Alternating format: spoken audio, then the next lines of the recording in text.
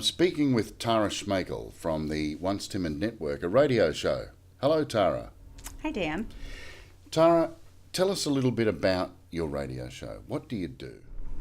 Well, I have a conversation with other networkers who have either come from a place of being timid or they have become experts at networking. And the whole purpose for the show is to help other people become more efficient and more effective with their networking. Okay, so take us a little bit back in time to the genesis of the Once Timid Networker.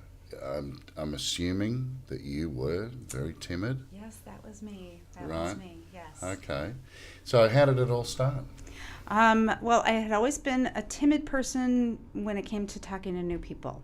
I knew that I needed to talk to, or I needed to network so that I could grow my business, and I decided that BNI would be the place where I would go to do that. And I had a 30-minute drive. I would practice my commercial, and I'd memorize it, and as soon as I would get there, my paper would go blank. Everything that I memorized would disappear, and the only thing I was good at was, making everybody else in the room nervous.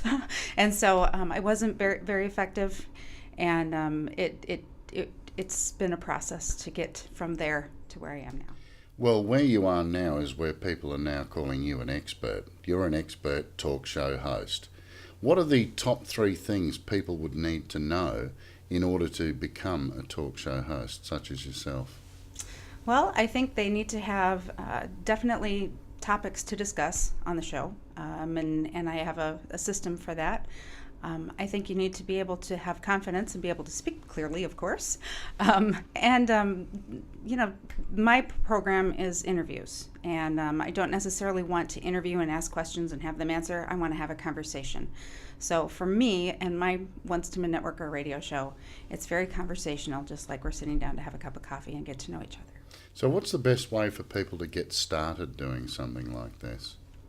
I would say find somebody who knows what they're doing and get to know them and ask them especially or exactly what it is that you could do so that you could become, what the next steps would be. Find somebody in your area, a contact that you already have who has a radio show. That might mean go to your local radio station or... Mm-hmm.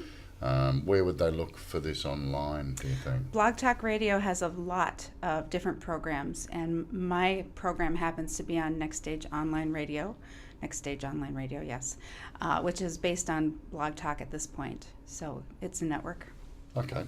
So how long does it take to become really proficient at becoming an interviewer?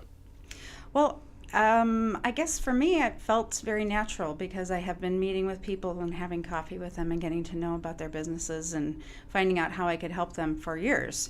And so it was just kind of a natural transition to be able to sit and visit with them on the radio and get to know them in that way.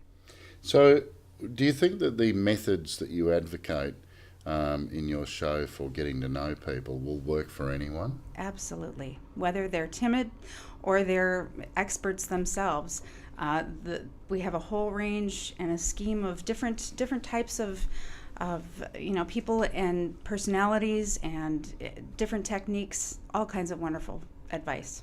What sort of experience would a person need to become a talk show host? Boy, that's a tough one. Well, let's take a look at your experience. How did you come to being a talk show host? Well, now when I became a talk show host, I was a little timid about it. And so I had to ask, it was suggested that I have the radio program, and I didn't think that I thought they were being silly. And so it did kind of stay in my mind a little bit. And then I went back to them and said, did you mean it when you said that? And they said, yes, and here's the ideas that I have. And so they were the same ideas that I had that I thought would help me. And so I went and asked I asked for a referral to the person who owned the radio network, and we had coffee and learned more about it, and she liked the idea. That's fantastic, isn't it? It is. So can you give us some examples of people that you've talked to on your show that you've been able to help, I guess, by being on the show? You mean like people who have listened and yeah. there have been some people that I have never met before that have come and written things on my Facebook page or sent me an email and said that it helped them. As certain tips have helped them be able to go to a networking event and be able to talk about themselves in a clear way, but also to take that. Often there's a common thread through most of the shows that it's not about me when I'm networking, and so. When those timid people take the focus off of themselves and think about others, it makes their networking much more effective and much more efficient.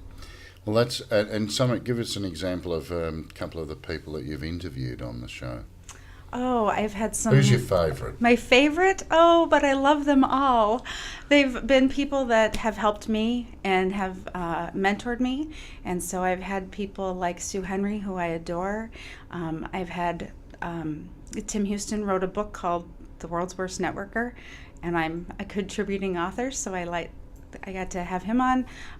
Dr. Ivan Meisner of BNI has been on my radio program. Bob Berg from Endless Referrals and The Go-Giver has been on my show. So I've had quite a range, and I've got people lined up that I'm really excited to have on, and it is exciting, very exciting. If you had one secret to give about the secret to your success being a talk show host, what would it be? Bear in mind it's not a secret anymore once you tell us. No, I know. You can do it. Just push yourself. If it's something that's, doesn't feel like, oh, I don't know. I maybe have timid moments, but I just keep pushing through it. And if I know what the vision is and what the goal is, to just keep moving forward towards that. I was asked yesterday what were my top 3 core values, and I answered the question, but I'd like to hear what are your top 3 core values? Integrity, loyalty, and commitment. Okay. What are some of the common problems that people experience that you're able to help with? I think being able to know how to act when they go to a networking event.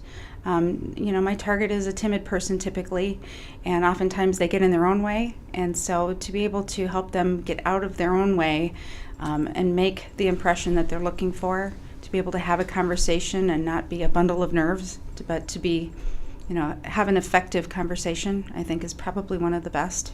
Okay. You've made it sound pretty easy to be a talk show host. Is there a catch? Do you have to get up early? Or? No, I would say the biggest catch is to have a system.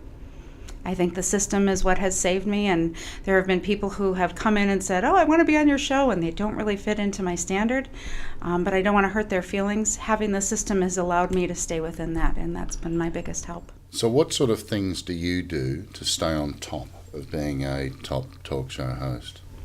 I have a system for everything. Yeah. And I like to be able to keep in touch with the people that I'm going to have on my show. I have it planned out months in advance. I'm already planning, 6 months out. And I have a questionnaire that I have them fill out. It's all very systematized. So you're a systems person? Definitely. Okay. Where can people find some more information about your show? They can find me on Facebook, The Once Timid Networker. They can also go to my blog, theoncetimidnetworker.com. Okay. And how do people go about contacting you, Tara? They can contact me at tara@theoncetimidnetworker.com. Tara Schmakel, thank you for your time today. It's been you. fabulous. And I look forward to hearing your show in the future. Thank you, Dan. And maybe one day I might even get an interview myself. I think so. Who knows? Thank Tara Schmakel, thanks.